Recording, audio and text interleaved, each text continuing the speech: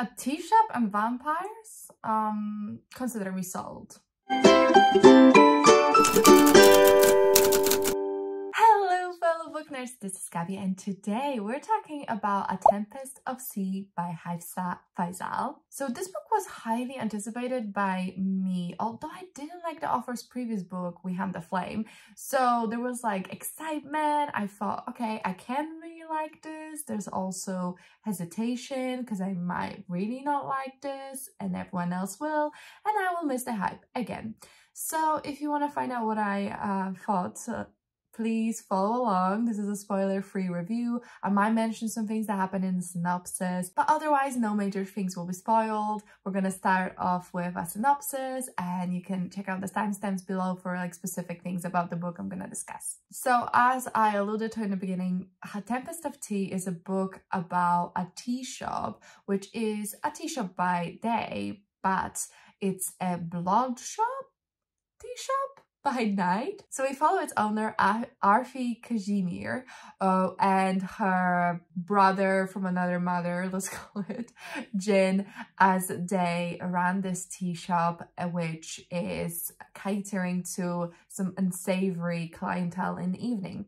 In this world, there's vampires, there's half vampires, and there's humans. And in this country, the vampires are out and about because many years ago something happened that exposed them, but they are still quite hated. People are scared of them and they're just waiting for the next massacre to happen. So having an establishment that caters to them is not really legal, especially because the Ram, who is the ruler of this country, is really against vampires and is doing everything he can to get rid of them. Like I mentioned, we follow Arfi Kazimir and Jin Kazimir. They are both orphans who found each other when they were about 10 years old and became a family ever since.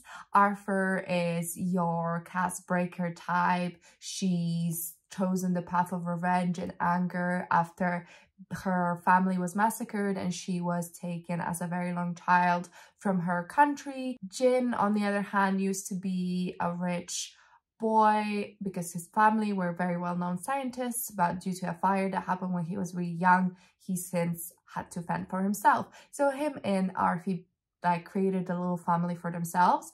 But their tea shop is now in danger because, like I mentioned, the Ram doesn't like vampires, knows about the tea shop, wants to get rid of it at all costs. So they're getting an eviction notice and they get involved in a plot to steal back something really important and be able to fight for the shop. So what kind of escalates from there is a ragtag group trying to pull a heist together. So I will say the book doesn't compare to itself to Six of Crows in any of like the synopsis I could find, but it definitely does give those vibes because you have that found family, business on the line, heist that can save them all vibe to it. But let's get into the details to let you know, did it live up to that expectation I have set for it and what I thought about it. So let's start off by talking about writing. So I really enjoyed the writing of the author, even in We Hand the Flame, which is a book I did really love, but I did see that it had really beautiful writing.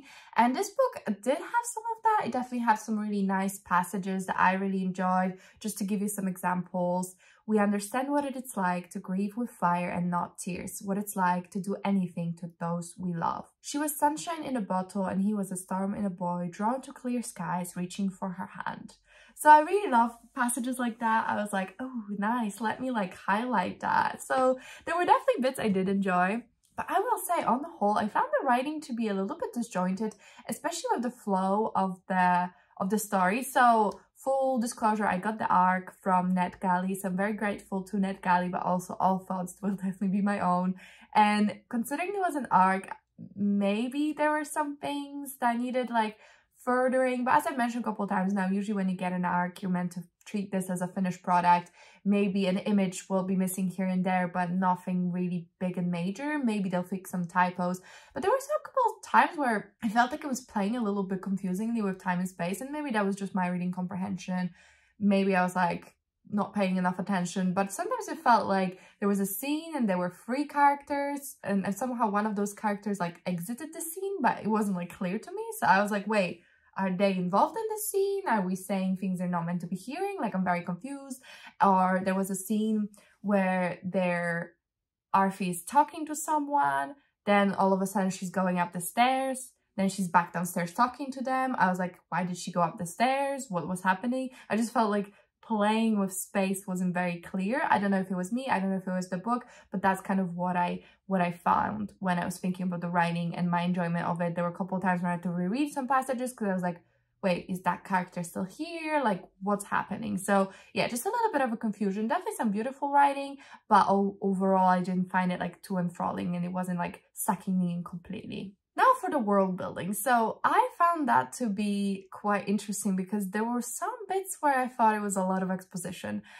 Especially when we first learned about the vampires, we're like, so in this world, they're vampires, and this is what it means, and this is what their weaknesses are, and this is kind of how that works. And then there's half vampires. This is how that works. This is what the differences are, and that kind of thing. And I was like, okay, that's very like, here's laid out everything you need to know about like these creatures.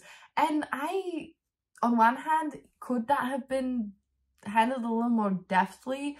For sure, but at the same time, I just did my review for Education in Malice, and I complained that I didn't understand the vampires, how they differed from, you know, the traditional vampires we know, or which myths they're borrowing from. Like, I just didn't understand the vampires in that book. So I almost like take it like, all right, it's exposition, but at least I understand. Like, I'm like, okay, so these vampires are this is the types there are, this is how you tell the difference. Like, I almost enjoy that because at least I'm on the same page. I wouldn't say like it was like full like pages of exposition and everything. Like, I'm not saying like that. It's just like the specifically the bit that was talking about vampires I found a little funny because it was very like, this is what that is. There you go. Let's do the story now. I will say some bits I wasn't so clear on. Like, maybe we could have done with, like, there was some exposition on it later on, but it took a while to get there. Like the world and the magic system specifically, but this book isn't too steeped in the magic, so I didn't mind too much. And overall, I thought there was this was an interesting world, an interesting setup, and I was okay. I understood what I was standing, and I understood what the story was like about. So I can't complain too much on the world building. Overall, I think it was good. Now let's talk about plot. So this is kind of where we get mixed feelings. So, well, I guess writing was also mixed feelings, but in the plot, I just feel like this book didn't know what it wanted to be, and I wasn't very clear to me what it was, because the book is kind of pitched as dark vampire story. I think that's somewhere in the synopsis, or something around being dark and sensuous or something. And I didn't find it to be either of that. It wasn't really like a dark vampire story. There weren't too many scenes of the vampires debauchery or anything like that. I feel like they really took like a backseat in a sense. So I don't feel like it was a dark vampire story, at least what I think of one. I was okay, so this is a heist book. I've got such strong Six of Crows vibes in the beginning of the book because we are giving our mission, we are setting up the plan for the heist, and it felt like the heist was like hyped up to be a really big thing. But then I found the heist to kind of fall flat, and in the end I was like, oh, so that's the resolution to the heist? Like, it just felt very, oh, so it wasn't that important. It didn't feel like a heist book. I feel like in a heist book, everything's leading up to the heist. And then there were some like nods to King Arthur, and I was like, is this a retelling of King Arthur? But not really, it wasn't. So I was like, why did we put it in here? There was some more obvious things. Like, this all happens quite early in the book, but I just had my confusion because there's a character called Arfi Casimir, so okay, Arthur Camelot, okay. She pulls out a weapon from a stone. I was like, okay. I didn't know this was an King Arthur retelling, so I was like, okay. And then there was a joke made about King Arfi, so I was like, okay. So everything, I was like, all right, so I guess it's a King Arthur retelling, but it wasn't, not really. At least, I'm not like some expert on the Arthurian legends, but I didn't feel like it did stick with that. So I don't know what it was trying to do. And overall, the plot, again, I just feel like I was a little bit confused on what the book was, what the purpose of it was, why were we there, and what ultimately it was trying to tell us. There's definitely some things and themes where it did deliver, and we'll talk about that in a moment, but just plot-wise, it just felt like, we were set up to be a big heist book. We were maybe set up to be Arthurian legend retelling. We were maybe set up for this to be a, what was the words that they used? Dark, action-packed, and swoon-worthy. I don't think it was dark. I don't really think it was particularly action-packed. And I don't know if it was that swoon-worthy, which we're gonna get into now that we talk about characters. On the whole, I felt like the characters were more ideas than people. I didn't feel that connected with them, and I was like, just felt like I needed a little something more to really understand what they were all about, what their purpose was, why we're here, like what are they? They felt, again, more like maybe ideas. So let's start with Arfi. She is our main character, and I feel like she's got very strong Cas Brekker vibes. So if you like Cas Brekker and you like those vibes, then maybe she is for you. But I just feel like she did have a lot of those elements of, like, you know, trauma, bound past, fueled by anger and revenge, and the desire to prove herself and create her own kingdom and protect her made family in Jin. So I really like those bits of her, but she, even in her own POV, was somehow, it was very, very cold and detached, and I guess that is the beauty of Cas Brekker, but yeah, it just felt like she was so cold and detached, and people perceived her as emotionless and stuff, that I in the end ended up kind of seeing her that way too. And then we have Jin, who is her, like, I guess, adopted brother. I really liked him. He did give me very strong Jesper vibes from Six of Crows, so the duo there, it was definitely similar dynamic. I really liked their dynamic. They were very, very siblings, die for each other, but also because Arfi's so cold, like, does she try, you know, there was like a lot of interpersonal stuff there, so I did enjoy that.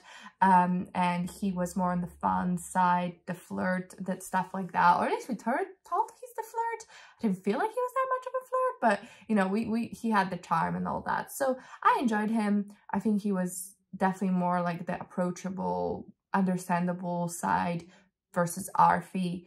Again, both of them, I just felt like they were more ideas and more of those archetypes than maybe characters in and of themselves. Whereas there's one character that I feel like was really developed, I understood, felt like a human and like a person, and that was Flick. So Felicity is a forger. She's a daughter of a powerful merchant, and she kind of rebelled and found her own in forging, so she's very, very talented and she's needed for the mission.